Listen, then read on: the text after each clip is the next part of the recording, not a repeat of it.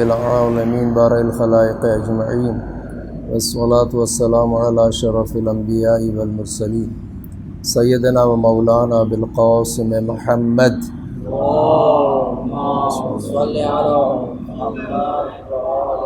وعلی اہل بیتہ الطیبین الطاہرین لا سیما بقیۃ اللہ فی الارضین واللعن علی اعدائہم اجمعین اما بعد فقد قال اللہ سبحانہ فی محکم کتابہ الکریم اعوذ باللہ من الشیطان الرجیم بسم اللہ الرحمن الرحیم قد مکر الذین من قبلہم فأتی اللہ بنیانہم من القواعد فخر علیہم السقف من فوقہم وأتاہم اللہ العذاب من حیث لا یشعرون۔ 26 نمبر کی آیت میں خداوند عالم ارشاد فرما رہا ہے کہ یہ متکبرین جو گزشتہ امتوں میں انہوں نے اظہار تکبر کیا اور ہم نے ان کے ساتھ جو عمل انجام دیا، جو سزا دی، وہ آپ کے سامنے ہے۔ یہ آج جو رسول گرامی کے سامنے قرآن کریم کو اساطیر الاولین کہتے ہیں اور لوگوں کو گمراہ کرتے ہیں، یہ اپنے گناہوں کا بھی بوجھ اٹھائیں گے اور جن کو منحرف کیا ہے، بہکایا ہے، ان کے گناہوں کا بھی بوجھ اٹھائیں گے، اور یہ ان کے اعمال کا نتیجہ ہے۔ خلاصہ یہ کہ انحراف اس نقطے پہ پہنچ جائے کہ اب اصلاح کی گنجائش باقی نہ رہے۔ ایک وقت تک اصلاح کی گنجائش ہے، گزشتہ امتوں میں بھی، اس امت میں بھی کوئی ہٹ دھرمی پہ اتر آئے اور اس نقطے پہ بات پہنچ جائے تو خداوند عالم ذکر کرتا ہے کہ ہم نے گزشتہ لوگوں کے ساتھ کیا کیا۔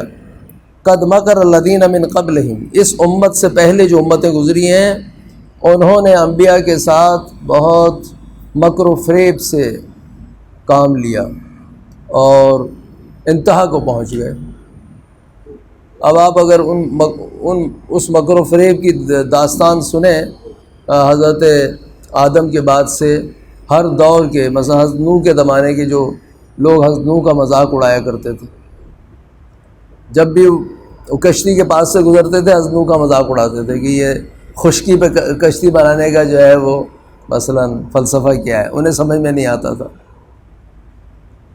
اور بار بار کہتے تھے کہ وہ عذاب جس کا وعدہ آپ کرتے ہیں وہ آ جائے، بس ختم، کب تک انتظار کریں گے، ٹھیک ہے؟ تو آپ بار بار کہتے تھے کہ وہ آئے گا، وقت پر آئے گا، عذاب کو خدا کے جلدی نہ بلاؤ۔ اسی سورہ نحل کی شروع میں ایک آیت میں آیا تھا وَلَا تَسْتَعْجِلُوا، اس کو جلدی نہ بلاؤ، وہ اپنے وقت پہ آئے گا تمہارے اعمال کے نتیجے میں۔ اسی طرح سے حضرت ابراہیم کے دور میں جو انہوں نے مکر و فریب کیا حضرت ابراہیم کے ساتھ، ان کو آتش میں ڈالا، ان کو جو ہے مختلف امتحانات سے گزارا۔ اسی طرح سے بقیہ انبیاء آپ دیکھیں کہ ان کی تاریخ میں یہ تمام چیزیں موجود ہیں کہ اس دور کے حکمرانوں نے ان کے ساتھ کس قدر سختی سے ان کا پیش آئے۔ حضرت موسیٰ کے دور میں فرعون نے کیا کیا، نتیجہ کیا ہے؟ یہ 26 نمبر کی آیت یہ بتا رہی ہے کہ پہلی اقوام نے مکر و فریب سے کام لیا حق کے مقابلے پر، فأتی اللہ بنیانہم من القواعد، خدا نے بھی ان کی جو بنیادیں ہیں انہیں کاٹ کے رکھ دیا، ان کی جو بنیاد تھی، چاہے وہ فکری بنیاد ہو، چاہے عملی بنیاد ہو، چاہے ان کی بستیاں ہوں، ان کے شہر ہوں، ان کو جڑوں سے اکھاڑ کے پھینک دیا۔ فخر علیہم السقف من فوقہم، ان کے گھروں کی چھتیں ان کے اوپر خراب ہو گئیں۔ وَأَتَى اللَّهُ الْعَذَابُ أَتَاهُمُ الْعَذَابُ مِنْ حَيْثُ لَا يَشْعُرُونَ، اور ان پر عذاب نازل ہوا ایسے مقام سے کہ جہاں سے انہیں امید بھی نہیں تھی کہ یہاں سے عذاب آ سکتا ہے۔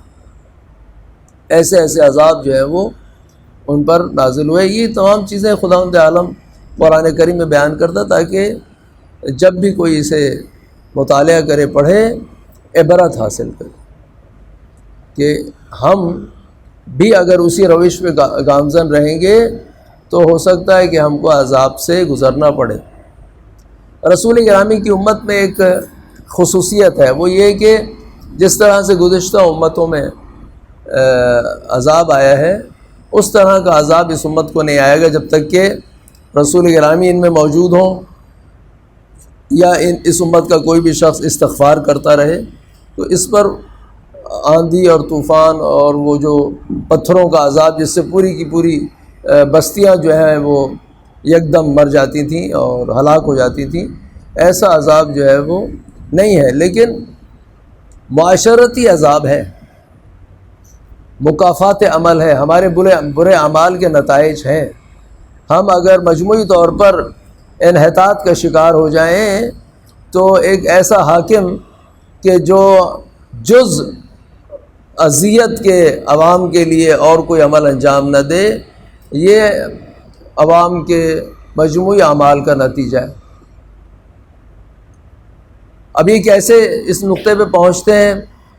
عوام پہلے خراب ہوتے ہیں، حکمران پہلے خراب ہوتے ہیں، یا دونوں جو ہے ایک دوسرے کے اندر تاثیر کرتے ہیں خراب ہونے کے لیے؟ خلاصہ یہ ہے کہ کچھ بھی ہو، اگر اس نتیجے پہ پہنچیں گے کہ ایسے حکمران حاکم ہو جائیں تو اس کا معنی یہ ہے کہ امت جو ہے وہ اپنے معاشرتی عذاب سے گزر رہی ہے۔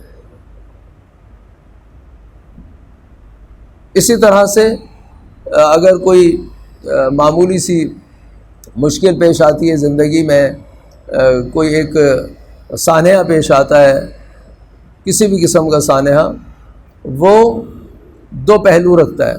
ہو سکتا ہے ہمارے اعمال کا نتیجہ ہو سکتا ہے امتحان ہو۔ امتحان وہاں پہ لیا جاتا ہے جہاں پہ درجہ بڑھانا ہو، امتحان لیتے ہیں، اور عذاب وہاں پر ہے جہاں پر اپنے اعمال کا جو ہے وہ خمیازہ بھگتنا ہو۔ مجموعی طور پر ایک امت ہے مثلا زکوٰۃ نہیں دیتی، خمس نہیں دیتی، قطع رحم کرتی ہے، صلہ رحم نہیں کرتی، تو اس کے اثرات اس کے اوپر پڑیں گے۔ روایات میں معروف ہوا ہے کہ اگر ایک قوم ہے فاسق و فاجر ہے، کچھ بھی نہیں کرتی، خداوند عالم کی جو ہے مخالفت کرتی ہے، لیکن وہ صلہ رحم کرتی ہے اور قطع رحم نہیں کرتی، مل کے رہتے ہیں، ایک دوسرے کا ساتھ دیتے ہیں، ایک دوسرے کی مدد کرتے ہیں، مالی طور پر، دنیاوی طور پر ایک دوسرے کے ساتھ کھڑے ہوتے ہیں۔ رسول گرامی سے روایتیں فرماتے ہیں کہ ان کی عمریں طولانی ہو جائیں گی۔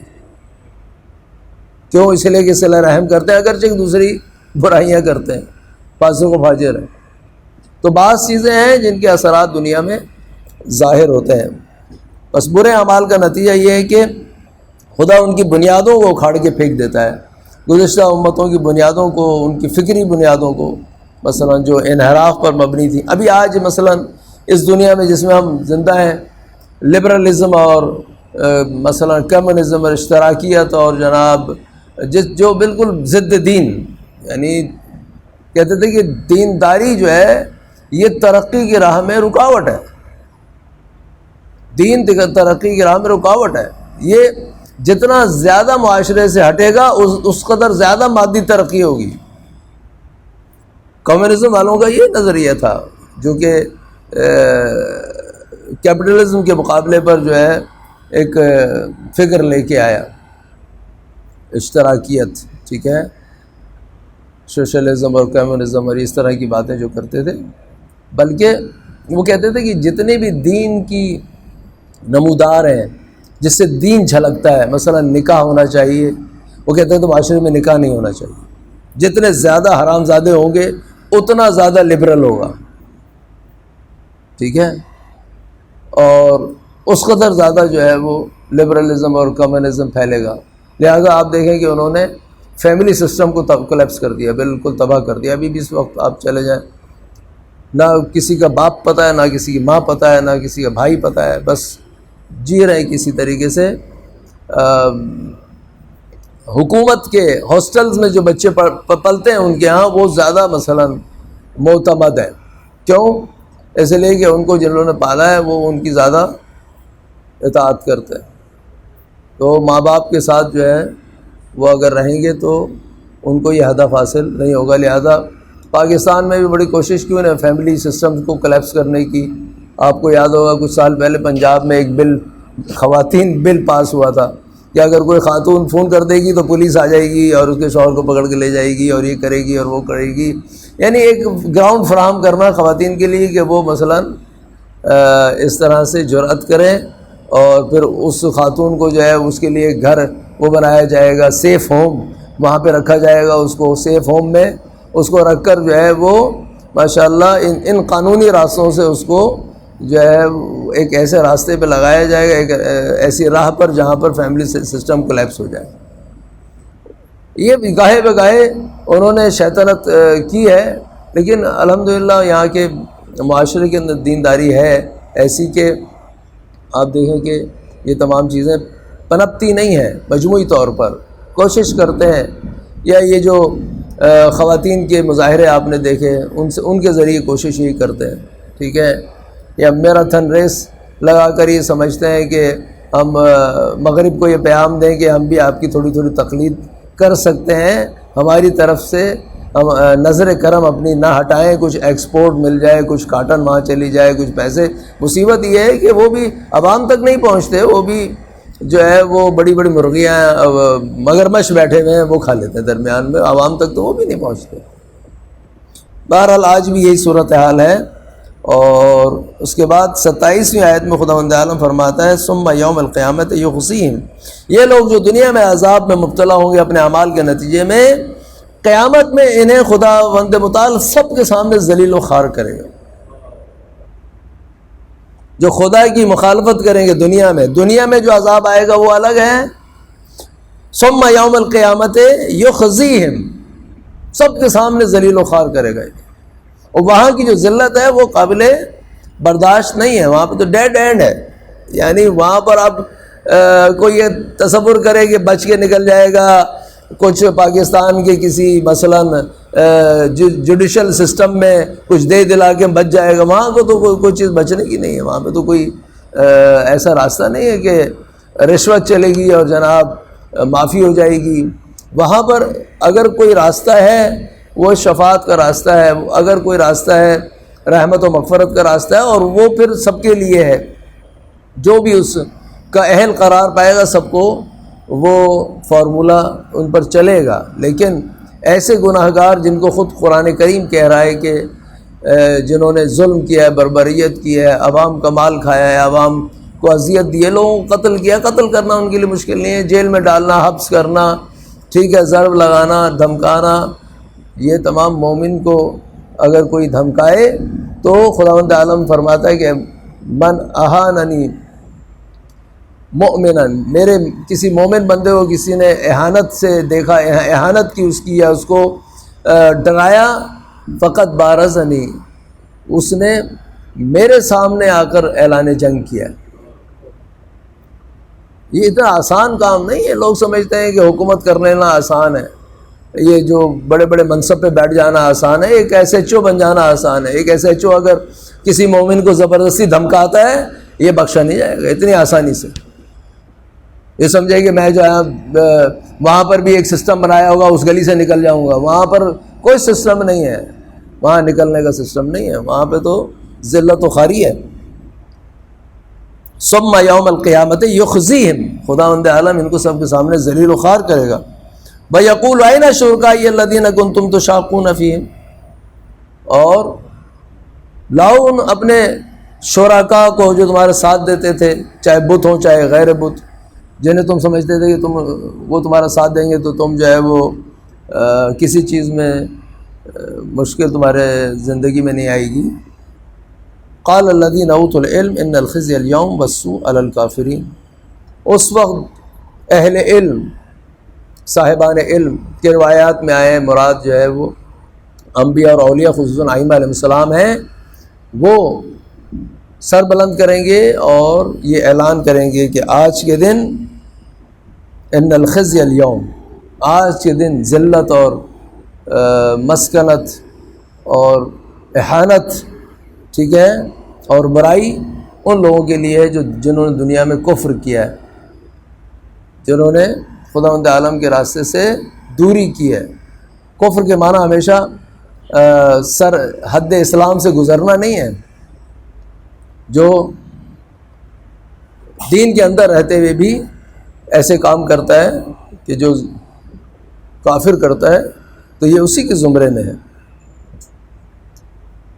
28ویں آیت میں خداوند عالم فرماتا ہے الذین تتوفاہم الملائکۃ ظالمی انفسہم، یہ وہ لوگ ہیں جن کو ملائکہ ان کی روح قبض کریں گے اور یہ اپنے نفس پہ ظلم کرتے رہے، فلقوا السلم، پھر یہ سر جھکا کے کھڑے ہو جائیں گے خدا کے سامنے اور کہیں گے کہ ما کنا نعمل من سوء، خداوندہ ہم تو کوئی برا کام نہیں کرتے تھے۔ یعنی دنیا میں اتنی بری عادت پڑ گئی جھوٹ بولنے کی ان کو کہ وہاں پہ بھی جھوٹ بولیں گے، جا کے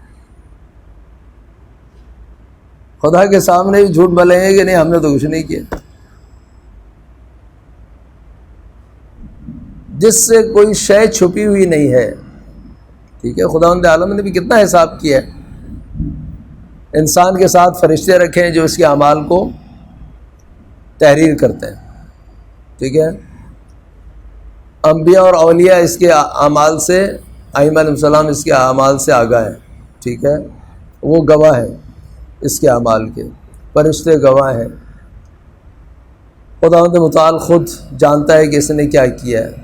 زمین جس کے اوپر یہ برا کام کرتے ہیں وہ بھی روز قیامت اس کے خلاف گواہی دے گی۔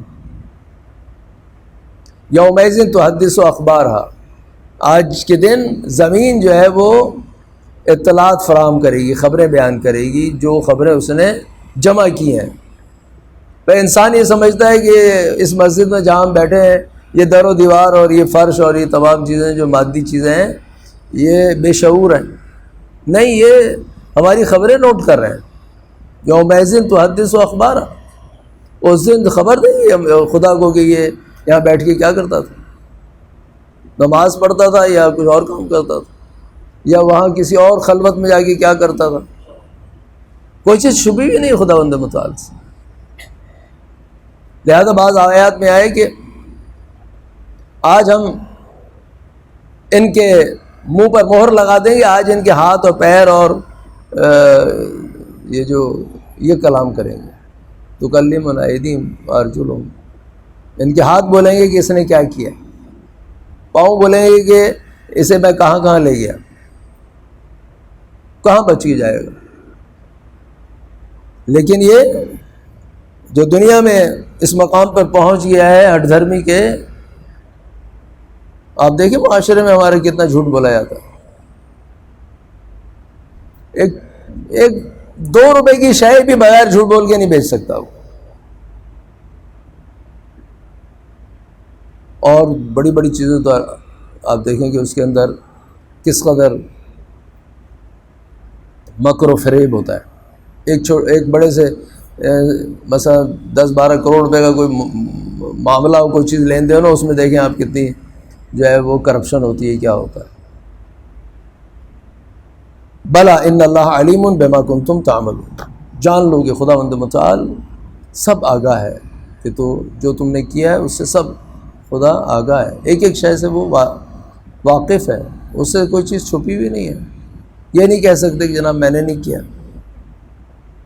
پھر کیا ہوگا؟ 29ویں آیت میں خداوند عالم ارشاد فرماتا ہے فادخلوها، پس ان سب کو جھونک دو، ابواب جہنم، جہنم کے دروازوں میں، خالدین فیہا، یہ وہیں رہیں گے ہمیشہ، فلبئس مثوی المتکبرین۔ آخر میں پھر ایک دفعہ خداوند عالم فرماتا ہے کہ تکبر کرنے والوں کی بڑی بری جگہ ہے۔ یعنی یہ تمام کام جو وہ انجام دے رہے ہیں دنیا میں، اس کے پیچھے ایک اخلاقی برائی ہے، وہ متکبر ہے۔ ہم انہیں چھوٹی چھوٹی برائیاں سمجھتے ہیں، متکبر ہے، یہ حاسد ہے، یہ مثلا چغل خور ہے، یہ ایک معمولی بات، جھوٹ بولتا ہے، یہ معمولی برائیاں نہیں ہے، آہستہ آہستہ اس مقام پر آ جاتی ہیں، یہ اس نقطے تک لے جاتی ہیں، خداوند متعال کے سامنے کھڑا ہو جاتا ہے۔ شیطان جو ہے وہ خداوند متعال کے سامنے کھڑا ہو گیا، خلقتنی من نار خلقتہ من طین، مجھے آتش سے پیدا کیا، آتش جو ہے وہ زیادہ اعلیٰ و عرفہ ہے، یعنی یہ شیطان خدا کو سکھا رہا ہے کہ خداوندہ نعوذ باللہ تجھے تو پتہ ہی نہیں ہے، آگ بہتر ہے مٹی سے، خلقتنی من نار وخلقتہ من طین، اس کو مٹی سے پیدا کیا ہے، مجھے آگ سے پیدا کیا ہے، اور آگ مٹی سے زیادہ بہتر ہے، لہذا آگ کیوں سجدہ کرے مٹی کو؟ حکم الہی کی عدولی کی تکبر کی بنیاد، حسد کی بنیاد پہ۔ تو یہ آیت فقط شیطان کے لیے نہیں ہے، انسان نما شیطان بہت دنیا میں ہے، یوسوس فی صدور الناس من الجنۃ والناس۔ شیطان جو ہے وہ جنی بھی ہے، وہ ملعون رجیم جو نکال دیا گیا، بقیہ انسانی شیاطین کم نہیں۔ وہ کہتے ہیں ماہ رمضان میں جی شیطان کو بند کر دیا جاتا ہے، کہتے ہیں وہ بیچارہ جنی شیطان بند ہو جاتا ہے، انسی تو ہر جگہ موجود ہے، یہ کہاں بند ہوتا ہے؟ ماہ رمضان میں ہر شے کی قیمت اوپر سے نیچے تک سب لوگ آپ دیکھیں کہ شریک ہوتے ہیں، وہ کارخانے دار سے لے کر جو کارخانے سے سامان اٹھاتا ہے اور نیچے تک پہنچاتا ہے، اور دکاندار، اور سب جو ہے وہ قیمتیں بڑھاتے ہیں۔ ماہ رمضان میں قیمتیں بڑھتی ہیں، ماہ رحمت ہے نا، تو جو خدا کی حقیقی رحمت کی تلاش میں ہیں وہ بھی اپنی جیبیں بھرتے ہیں، اور یہ بھی بے حساب۔ بہرحال ایک دن ہے جس دن حساب لیا جائے گا، اور ان کو خداوند متعال نے پھر یہی کہا ہے کہ فَلَبِئْسَ مَثْوَى الْمُتَكَبِّرِينَ، تکبر کرنے والے ہیں یہ لوگ، بڑائی کرنے والے، یعنی ہر شخص جو حق کے مقابلے پر کھڑا ہو وہ متکبر ہے، اس کے اندر روح استکبار پائی جاتی ہے، وہ اپنے آپ کو بڑا سمجھتا ہے دوسروں سے، اور پھر ان پر ظلم کر کے اپنا حق لینا چاہتا ہے۔ قرآن کریم میں دو اصطلاحات آئی ہیں، خالدین فیہا، ہمیشہ اس میں رہیں گے۔ خالدین کے معنی ہمیشہ ہے، ہمیشہ یعنی کبھی بھی جہنم سے نہیں نکلیں گے۔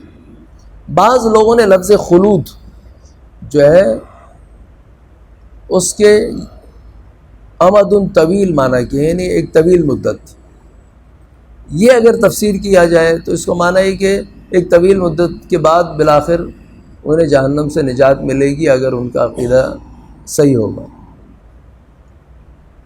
ایک اور آیت ہے جس میں یہ پھر گنجائش نہیں ہے، اس میں تو لفظ خالد سے کی تفسیر سے ایک فائدہ اٹھایا، ایک احتمال ہے، دوسرا احتمال خالد کا وہی ہمیشہ کے معنی میں ہے، لیکن ایک اور قرآن کریم میں آیت ہے وما ہم بخارجین من النار، اور یہ کبھی بھی جہنم سے نہیں نکالے جائیں گے۔